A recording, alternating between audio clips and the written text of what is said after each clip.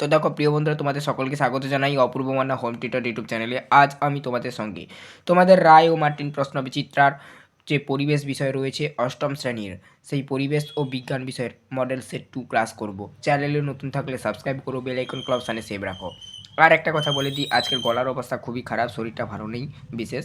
তো এইরকমই আওয়াজটা লাগছে, কিছু মনে করবে না। আর নোটপ্যাডের মধ্যে গিয়ে আমি তোমাদেরকে সমস্ত প্রশ্ন ও তার উত্তরের সমাধান দেখাবো। আচ্ছা, কিছু প্রশ্ন হাতে লেখা নোটস সেগুলোও দেখাবো। তো তোমরা উত্তরগুলো খাতাতে লিখে নাও দেখে দেখে। আর যেখানে যেখানে স্পেলিং যদি কোথাও মিস্টেক থাকে আমাদের নজরে যদি পড়ে ঠিক আছে, আমরা সংশোধন করে দেব। মানুষ মাত্রকে ভুল হয়, কিছু মনে করবে না। চলো শুরু করছি আজকের ক্লাস।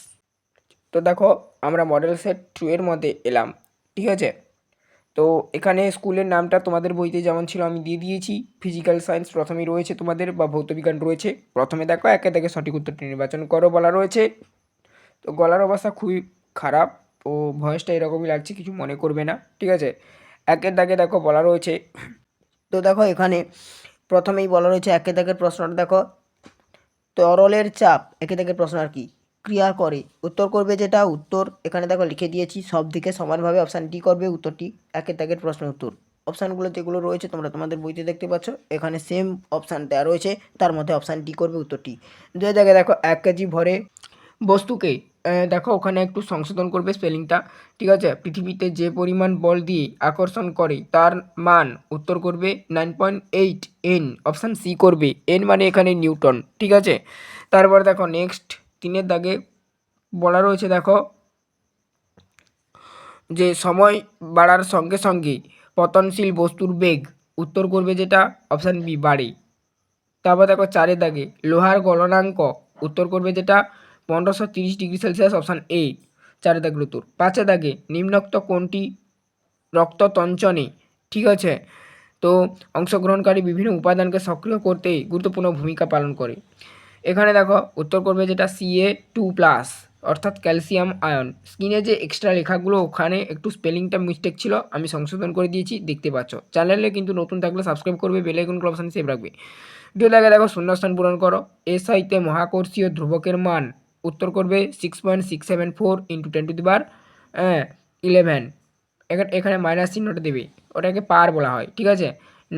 n.m² পার কেজি স্কোয়ার। তারপর দেখো নেক্সট 2 দাগে 1 মিলিয়ন সোনাতে প্রায় ড্যাশ সংখ্যক সোনা পরমাণু আছে উত্তর করবে। দেখো আমি এটা খাতাতে লিখে দিয়েছি, এখানে 3.05 ইন্টু 10^18 সংখ্যক এটা করবে। এখানে এটা লিখবে না, এই যে 10^8 এটা লিখবে আর কি, টোটাল একসাথে লিখবে 3.05, ঠিক আছে, ইন্টু 10^18।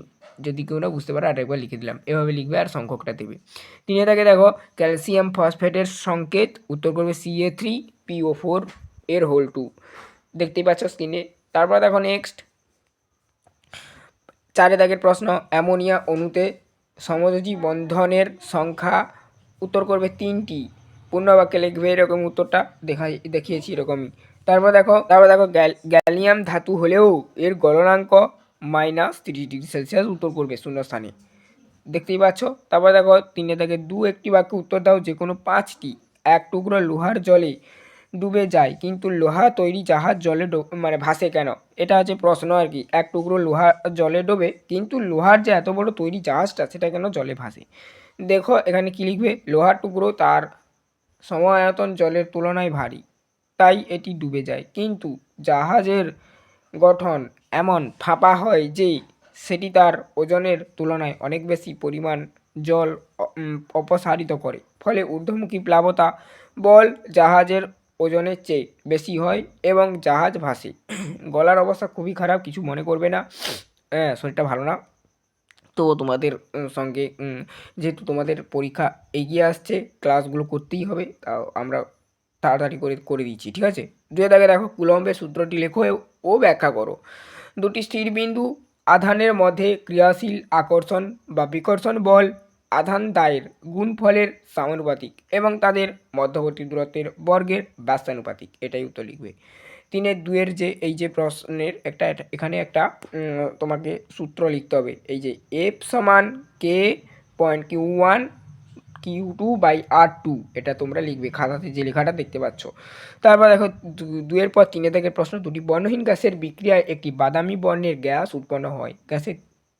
গ্যাস তিনটিকে শনাক্ত করো এবং বিক্রিয়াটি সমীকরণ দাও। আচ্ছা, উত্তরটা তোমরা এখান থেকে লিখো, আর এর আগে যে লেখাটা ওটা লিখবে না। ওটা যারা নোটস নিচ্ছে তোমরাও চাইলে আমাদের কাছ থেকেই নোটসটা নিয়ে নিতে পারো অল্প কিছু টাকার পরিমাণে, আর আমরা তখন কম্পিউটারে PDF করে দেবো, আর এখানে যে সংশোধনগুলো করে দিচ্ছি ওখানে সংশোধিত থাকবে, ঠিক আছে? হোয়াটসঅ্যাপের মাধ্যমে নিতে পারো। আচ্ছা দেখো, এখানে বলা রয়েছে প্রথম বর্ণহীন গ্যাস নাইট্রিক অক্সাইড NO লিখবে, দ্বিতীয় বর্ণহীন গ্যাসটি হলো অক্সিজেন O2 লিখবে। তারপরে দেখো নেক্সট, উৎপন্ন বাদামি বর্ণের গ্যাস নাইট্রোজেন ডাইঅক্সাইড NO2। এগুলো এই যে ডটগুলো দেখতে পাচ্ছ না, এগুলো তোমরা একসাথে দেবে, ডট দেবে না, না দিলেও ডট হয়, ডট দিলেও হয়, না দিলেও হয়। তারপর দেখো বিক্রিয়ার ব্যাখ্যা, যখন বর্ণহীন নাইট্রিক অক্সাইড গ্যাস বায়ুর অক্সিজেনের সংস্পর্শে আসে তখন তাদের মধ্যে রাসায়নিক বিক্রিয়া ঘটে এবং নাইট্রোজেন ডাইঅক্সাইড তৈরি হয়। এই নাইট্রোজেন ডাইঅক্সাইড গ্যাসের বর্ণই হলো বাদামি, এটা এভাবে লিখবে। রাসায়নিক সমীকরণ দেখে নাও, 2NO+O2 থেকে বিক্রিয়া করে 2NO2 উৎপন্ন হচ্ছে গ্যাস। তারপর দেখো 4 থেকে কপার সালফেট দ্রবণে লোহার ছুরি ডোবালে কি ঘটবে তা সমীকরণ সহ লেখো। কী লিখবে? কপার সালফেট অর্থাৎ CuSO4। আবার বলছি, এই যে ডটগুলো চাইলে দিতে পারো, এরকমও লিখতে পারো, লেখা যায়, কিংবা একসাথে CuSO4 এরকমও লেখা যায়, ঠিক আছে, ডট ছাড়া। তো দ্রবণে লোহার ছুরি ডোবালে লোহা Fe, যার সংকেত কপারকে প্রতিস্থাপিত করে। এর ফলে নীল রঙের কপার সালফেট দ্রবণ হালকা সবুজ রঙের ফেরাস সালফেট FeSO4। আবার বলছি, ডট দিতে পারো, না দিতে পারো, একসাথেও লিখতে পারো বা এভাবেও লিখতে পারো। দ্রবণে পরিণত হয় এবং লোহার ছুরির গায়ে লালচে বাদামি রঙের তামার অর্থাৎ Cu, যার সংকেত আর কি আস্তরণ পড়ে। সমীকরণটা দেখে নাও, Fe+CuSO4 থেকে বিক্রিয়া করে FeSO4+Cu ডাউন অ্যারো। এটা কিন্তু এখানে যে দেখতে পাচ্ছ, এখানে দেখো এটা আছে ডাউন অ্যারো বলা হয় এটাকে। তারপর দেখো নেক্সট 5 দাগে অ্যালুমিনিয়ামের সঙ্গে হাইড্রোক্লোরিক অ্যাসিডের বিক্রিয়া ঘটলে কি ঘটবে তা সমীকরণ সহ লেখো। উত্তর লিখবে, অ্যালুমিনিয়ামের সঙ্গে লঘু হাইড্রোক্লোরিক অ্যাসিড অর্থাৎ যেটার সংকেত HCl এর বিক্রিয়ায় অ্যালুমিনিয়াম ক্লোরাইড অর্থাৎ AlCl3 উৎপন্ন হয় এবং প্রচুর পরিমাণে হাইড্রোজেন গ্যাস H2, যেটার সংকেত বুদবুদ আকারে নির্গত হয়। এটাই লিখবে তোমরা, আমি পড়ে পড়ে শুনিয়ে দিচ্ছি, দেখে নাও। তো তোমরা শুনে শুনেও লিখে নিতে পারো। তারপরে দেখো, এখানে দেখো এই যে সমীকরণটা, এটা লিখতে হবে। 2Al+6HCl থেকে বিক্রিয়া করে 2AlCl3+3H2 আর আপ অ্যারো। কি অ্যারো? Up arrow. এই যে এইটাকে আপ অ্যারো বলা হচ্ছে, আপ অ্যারো। এর আগেরটা ডাউন অ্যারো বলেছিলাম, এটা হচ্ছে আপ অ্যারো, উপরের দিকে তীর চিহ্নটা রয়েছে বলে এটা আপ অ্যারো, ঠিক আছে। তারপরে দেখো 6 দাগে সমান ভরের দুটি বস্তু কণার একটিকে অপরিবর্তিত রেখে অপরটির ভর 3 গুণ করা হলেও তাদের মধ্যবর্তী দূরত্ব পূর্বের 5 গুণ করা হলো, তাদের মধ্যে ক্রিয়াশীল মহাকর্ষ বল পূর্বের কত গুণ হলো। এখানে দেখো একটা ম্যাথ রয়েছে, তোমরা করবে। আমি আমার এক ছাত্রের খাতা থেকে এটা দেখাচ্ছি, তো তোমরা দেখে নাও। ধরি প্রাথমিক বল F1 সমান G, হ্যাঁ, তো পয়েন্ট M/R2 এটা লিখলে নতুন ক্ষেত্রে একটির ভর M, এভাবে লিখবে। নতুন ক্ষেত্রে একটির ভর M এবং অন্যটির ভর 3M, দূরত্ব 5R আর কি, 5R। তাহলে কী হবে? দূরত্ব 5R, 5 লিখে আর লিখবে 5R। নতুন বল লিখে প্যারা ছেড়ে লিখবে F2 সমান G M.3M/5R এর হোল 2 সমান G ডট। তারপর দেখো 3M² / 25R2 সমান 3/25 অর্থাৎ 3/25 পয়েন্ট G.M²/R মানে স্কোয়ার, এটা করবে। তারপরে দেখো উত্তর, ক্রিয়াশীল মহাকর্ষজ বল পূর্বের 3/2 গুণ। 6 পর 7 তাকে দেখো, একটি বোতলে জলের ভর 1 কেজি এবং বোতলের মেঝের ক্ষেত্রফল A বর্গমিটার। বোতলের মেঝেতে দেয়া জলের চাপ নির্ণয় করো। এটাও একটা পয়েন্ট। আচ্ছা, এটাও একটা ম্যাথ, দেখে নাও।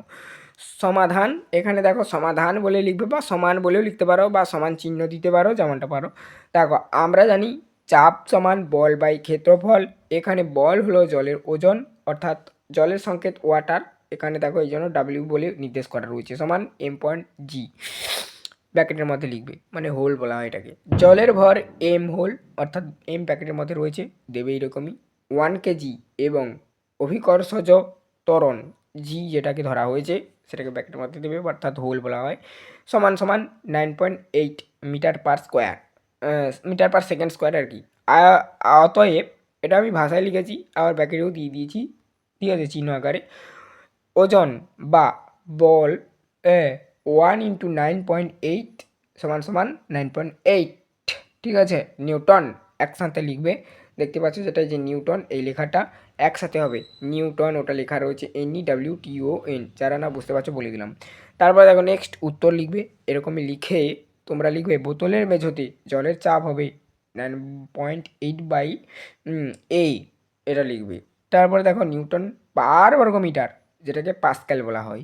তারপর দেখো 8 দাগের প্রশ্ন, সাম্য ব্যবস্থায় ভাষণের শর্তগুলি লেখো। উত্তর কি লিখবে? কোনো বস্তুর যখন কোনো তরলের সম্পূর্ণ বা আংশিক নিমজ্জিত অবস্থায় স্থিরভাবে ভাসতে থাকে তাকে সাম্যাবস্থা বলা হয়, তখন তাকে তাকে হচ্ছে ভাসমান বলে বা সাম্যাবস্থা বলে, এরকম লিখবে। সাম্যাবস্থার অপর নাম ভাসমান, ঠিক আছে।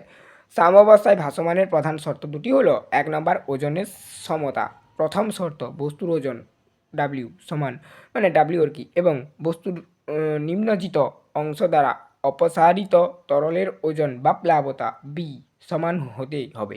অর্থাৎ বস্তুর ওজন সমান প্লাবতা ডাব্লিউ সমান বি, যদি বস্তুর ওজন প্লাবতার চেয়ে বেশি হয় তবে বস্তুটি ডুবে যায়। দ্বিতীয় নম্বর লিখবে যেটা, একই উলম্ব রেখায় অবস্থান, অর্থাৎ দ্বিতীয় শর্ত এটা আর কি। 2 নম্বরের জন্য বস্তুর ভরকেন্দ্র অর্থাৎ সেন্ট্রাল অফ গ্র্যাভিটি যেটাকে ইংলিশে বলা হয়, এবং অপসারিত তরলের প্লাবতার কেন্দ্র অর্থাৎ সেন্ট্রাল অফ বাউন্সি যেটাকে বলা হয় ইংলিশে, একই উলম্ব রেখায় অর্থাৎ ভার্টিক্যাল লাইনে থাকতে হবে। তোমরা চাইলে ইংলিশগুলো পড়ে রাখতে পারো, না চাইলে বাংলাগুলো পড়লে হবে। এটি না হলে বস্তু উল্টে যেতে পারে বা স্থিরভাবে ভাসবে না। অতিরিক্ত তথ্য, অবস্থার ভিত্তিতে আংশিক ভাসান, যখন বস্তুর ঘনত্ব তরলের ঘনত্বের চেয়ে কম। নিম্নজিত ভাসান, যখন বস্তুর ঘনত্ব ও তরলের ঘনত্ব সমান নয়, বস্তুটি তরলের যে কোনো স্থানে সম্পূর্ণ ডুববে আর ভাসবে। তারপরে দেখো অথবা আরেকভাবে বলা যেতে পারে, দেখো ওই উত্তরটা তোমরা এতটা চাইলে লিখতে পারো, নইলে শর্টকাটে কেউ যদি লিখতে চাও তো তোমরা এটা লিখতে পারো। এখানে দেখো উত্তর বলে লিখে দেখানো হয়েছে, এই যে আর একভাবে বলে যেহেতু আমি নির্দেশ করেছি, যেটা এটা হচ্ছে দ্বিতীয় নম্বর পদ্ধতি উত্তরটার আর কি। আরেক প্রকার এই উত্তরটাও হয় লেখা, যে কোনো বস্তু কোনো তরলের সাম্যাবস্থায় ভাসতে হলে দুটি শর্ত পূরণ করতে হয়, মানে ওই বস্তুকে দুটো শর্ত পূরণ করতে হবে যদি কোনো বস্তু ভাসতে চায় আর কি তরলে। বস্তুর ওজন এবং বস্তুর দ্বারা অপসারিত তরলের ওজন অর্থাৎ যেটাকে প্লাবতা বলা হয় সমান হতে হবে। দ্বিতীয় নম্বর যেটা শর্ত, বস্তুর ভরকেন্দ্র এবং প্লাবতা কেন্দ্রকে একই উলম্ব রেখায় থাকতে হবে। এরপরে দেখো আমরা লাইফ সায়েন্স বা জীবন বিজ্ঞান বিষয় দেখব, তোমাদের মডেল সেট 2 এর যে সমস্ত প্রশ্ন তার উত্তরগুলো দেখব। সঠিক উত্তরটি নির্বাচন করো, যে কোনো দুটি। একে দাগে বলা রয়েছে, দেখো কোনো কোষীয় অঙ্গাণু প্রোটিনের সংশ্লেষে অংশ নেয়, মানে কোন কোষীয় অঙ্গাণু। অপশানগুলো যেগুলো দেওয়া রয়েছে তার মধ্যে সঠিক উত্তর হবে রাইবোজোম। 2 দাগে দেখো কোন প্রাণীকলা পেশি সংকোচন নিয়ন্ত্রণ করে, উত্তর করবে সঠিক উত্তর পেশিকলা, ঠিক আছে। অপশান বি করবে উত্তরটি, কেন দেখো ব্যাকেটে দেওয়া রয়েছে, স্নায়ুকলা উদ্দীপনা পাঠায় কিন্তু সংকোচন পেশিকলাতেই হয়ে থাকে, তো সেদিক দিয়ে পেশিকলা, অপশান বি করবে উত্তরটি। 3 দাগে দেখো কর্ণহীন প্লাস্টিড, আচ্ছা 3 দাগে দেখো বলা রয়েছে যে প্রশ্নটা এখানে,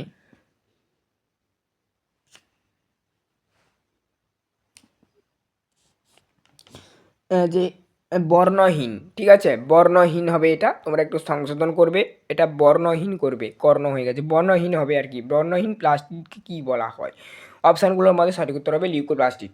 এগুলো সবই হাতে টাইপ করা, তো দেখো মানুষ মাত্রকে ভুল হয়, কিছু মনে করবে না, আমরা অত্যন্ত ক্ষমাপ্রার্থী একটু আধটু ভুলের জন্য। 2 দাগে দেখো যে কোনো 3টি প্রশ্নের উত্তর দাও। জিন কি? ডিএনএ এর নির্দিষ্ট কার্যকারী অংশ কোনো নির্দিষ্ট বংশগত বৈশিষ্ট্য নির্ধারণ করে এবং যা বংশ পরম্পরা আর কি চারিত্রিক বৈশিষ্ট্য বহন করে, তাকে জিন বলে। জিন হলো বংশগতির মৌলিক একক। 2 দাগে দেখো কোন কোন কোষীয় অঙ্গাণু তে বহুরূপতা দেখতে পাওয়া যায়, পরবর্তী প্রশ্ন ছিল আর কি যে এই প্রশ্নটার উত্তর করবে লাইসোজোমে বহুরূপতা দেখতে পাওয়া যায়। এটি প্রাথমিক লাইসোজোম, গৌণ লাইসোজোম, অটোফ্যাগিক ভ্যাকুয়াল এবং রেসিডুয়াল বডি, এই 4টি বিভিন্ন রূপে কোষে উপস্থিত থাকে। ঠিক আছে, তোমরা বানানগুলো একটু দেখে দেখে পড়বে। আর যেখানে যেখানে সংশোধন করা দেখিয়ে দিচ্ছি, মানুষ মাত্রকে ভুলে কিছু মনে করবে না, ক্ষমা প্রার্থী আমরা অনিচ্ছাকৃত ভুলের জন্য। 3 দাগে দেখো মেসোজোমের কাজ কী। মেসোজোম হলো প্রোক্যারিওটিক কোষে, যেমন ব্যাকটেরিয়া আর কি, উদাহরণটা এটা দেওয়া রয়েছে, এর কোষপর্দার ভেতরের দিকের ভাঁজ। এর প্রধান কাজগুলো হলো কোষ বিভাজনের সময় ডিএনএ প্রতিলিপিকরণে সাহায্য করে, শ্বসন প্রক্রিয়ায় অর্থাৎ সেলুলার রেসপিরেশনসে সাহায্য করে। ইংলিশটা চাইলে তোমরা পড়তে পারো, না পড়তে পারো, ঠিক আছে। শক্তি উৎপন্ন করা, তারপরে দেখো মানে এটা একটা ছোট কাজ, শক্তি উৎপন্ন করা। তারপরে দেখো 4 দাগের প্রশ্ন, ডিএনএর পুরো কথাটি লেখো। ডিএনএর পুরো নাম হলো ডিঅক্সিরাইবোনিউক্লিক অ্যাসিড, ঠিক আছে, পুরো কথা এটাই। 3 দাগে দেখো যে কোনো একটি প্রশ্নের উত্তর দাও। এগুলো দেখো তোমরা তোমাদের বইতে পেয়ে যাবে ছবিগুলো, এগুলো তোমাদের বাড়িতে কাজ, এগুলো আমাদের কাজ নয়, এগুলোর উপর আমরা আলাদাভাবে ক্লাস করব। তো এই ভিডিওতে আমরা করছি না, এই জন্য বললাম যে আমাদের কাজ নয়। তা বলে এই নয় যে তোমাদেরকে করাবো না, অবশ্যই করাবো। আগে আমরা প্রশ্নবিচিত্রটা শেষ করি। দেখো এখানে বলারও ছিল যে বিভিন্ন অংশ চিহ্নিত করে, ঠিক আছে, যে বিভিন্ন অংশ চিহ্নিত করে একটি প্রাণী কোষের চিত্র অঙ্কন করো। এটা বই থেকে তোমরা ম্যানেজ করবে, নির্দেশ দিয়ে দিয়েছি।